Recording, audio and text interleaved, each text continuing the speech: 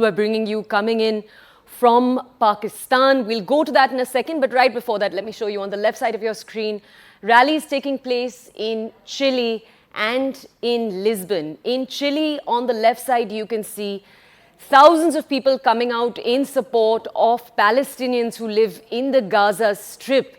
Remember, the United Nations is saying right now that 100,000 people have been displaced in the Gaza Strip because of the missiles that Israel has been sending in over the last few days. That's a visual coming in from Chile. On the right side, you can see Lisbon. We're trying to show you global support for different sides of what's taking place in the conflict right now.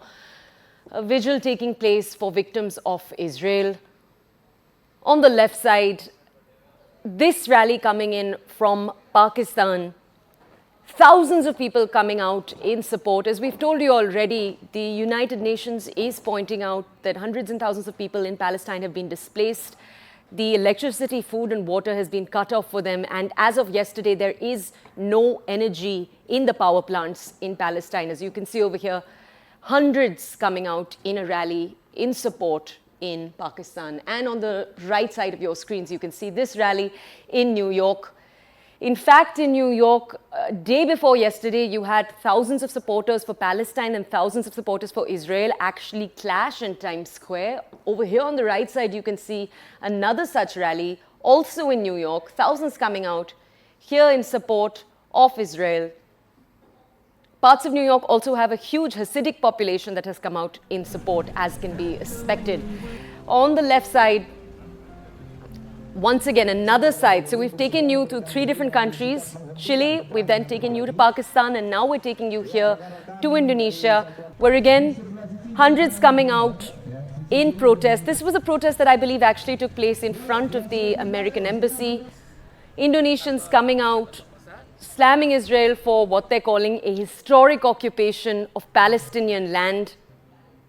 You can see people out there in protest, holding up flags. And on the right side of your screens, in Budapest, candles being lit, a vigil here in support of Israel and the lives that have been lost in Israel. All right, we're going to bring you more stories from the ground. Our colleague Neeraj Kumar has been present in Sterdo. He's been moving around different parts of Israel, bringing us ground reports. Here he's saying people can see the destruction everywhere. Take a look. देखिए, लगातार पिछले 5 दिनों से नागरिकों को एहतियात बरतने के लिए कहा जा रहा है कि वो अपने घरों में रहे, लेकिन इस वक्त हम लोग जहां मौजूद हैं वहां पहली बार हम लोग पहुंचे हैं जेरौत और गाजा पट्टी के बॉर्डर पे, जहां से हमास के लड़ाके घुसे हुए थे। आपको पहले यहां तस्वीरें दिखा दें। करम सिंह, ये जो एरिया, यहां से हजारों की संख्या में हमास के लड़ाके घुसे गाजा पट्टी और इजराइल के बॉर्डर में। 20 पॉइंट से वो घुसे थे। एक पॉइंट ये था, यहां से घुसे थे, लेकिन यहां का मंजर आप देखेंगे तो आपको दिल दहला देने वाला है। बहुत ही खौफनाक मंजर है। ये देख सकते हैं किस तरह का तांडव मचाया गया था इस हाईवे पे, जेरौत गाजा बॉर्डर पे। ये तस्वीरें देख सकते हैं। तमाम पेड़े जो हैं, जो जंगल का थोड़ा बहुत एरिया होता है, वो जल गया था। यहाँ बमबारी की गई थी। कार की स्थिति देखिए, इस कार की स्थिति देखिए। ये स्थिति क्या है वो आपको यहाँ से पता चल रहा होगा। केवल लोहा बचा हुआ है इस कार में, और ये महज यहाँ से 1 किलोमीटर की दूरी पे गाजा है। गाजा यहाँ से 1 किलोमीटर की दूरी पे है। इधर आपको और कुछ दिखा दें। ये देख सकते हैं पार्टी नोवा, एक फेस्टिवल होता है यहूदियों का। उस फेस्टिवल के दौरान यहाँ से लोग गुजर रहे थे। रेम का जिक्र आ रहा है बार बार दुनिया के नक्शे पे। ये देख सकते हैं, ये खाने पीने का सामान है। यहाँ आपको पिज्ज़ा यहाँ आपको दिखेगा।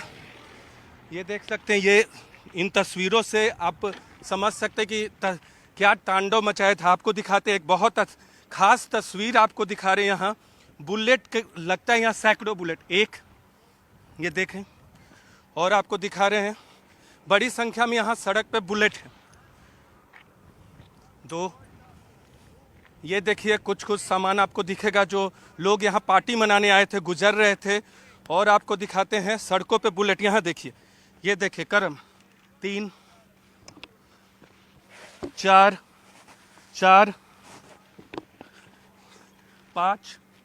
5 6 7 8 और यहाँ 9-10 गाड़ियों के शीशे टूटे हुए बिखरे पड़े हैं।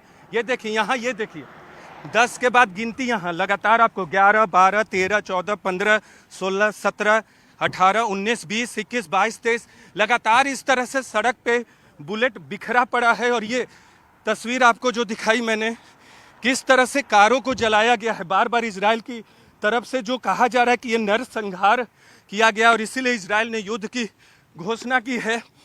यहाँ कारों को देखिए, कुछ नहीं बचा है। डेड बॉडी भी यहाँ कुछ लोगों के पड़े हुए थे 2 दिन पहले तक। ये देखिए कारों को ये जला दिया गया है। किस तरह का मंजर रहा होगा 7 अक्टूबर की सुबह 6:30 बजे। ये देख सकते हैं, ये तस्वीर है गाजा बॉर्डर जेरॉट की। पहली बार हम यहाँ पहुँचे हैं, बहुत कम मीडिया के लोग यहाँ पहुँचे हैं। और उधर देखिए, यहाँ से 1 किलोमीटर की दूरी पर गाजा है और 1 से 8 किलोमीटर तक की दूरी है अगर इस हाईवे से आप आगे बढ़ेंगे।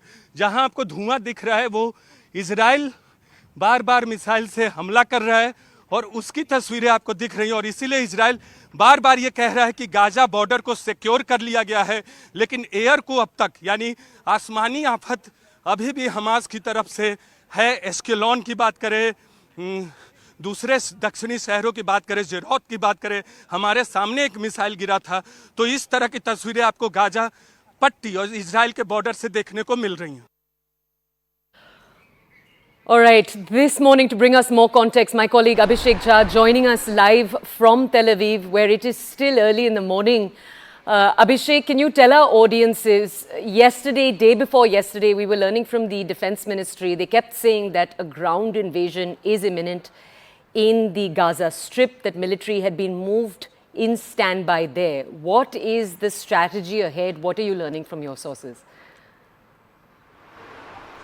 There are two things that is going on in Israel. First, the political consultation among the people, among the politicians who had been in opposition, and now a unity government has been formed by Benjamin Netanyahu, where former defense ministers and army chief, they are now part of the cabinet, which is going to decide major policy issues on how the war will be going on, how the counter-offensive will be going on.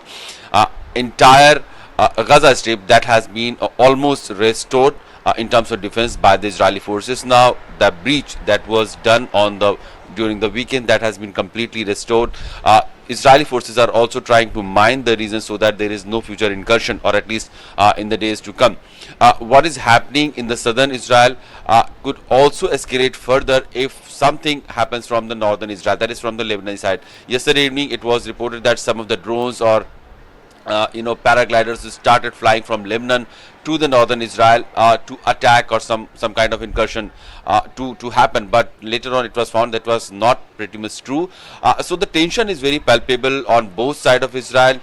Meanwhile, what Israel had yesterday, Israel was hosting UK Foreign Minister James Cleverly, and while he was in Tel Aviv, there was a missile siren that went off, and Cleverly had to rush for a shelter.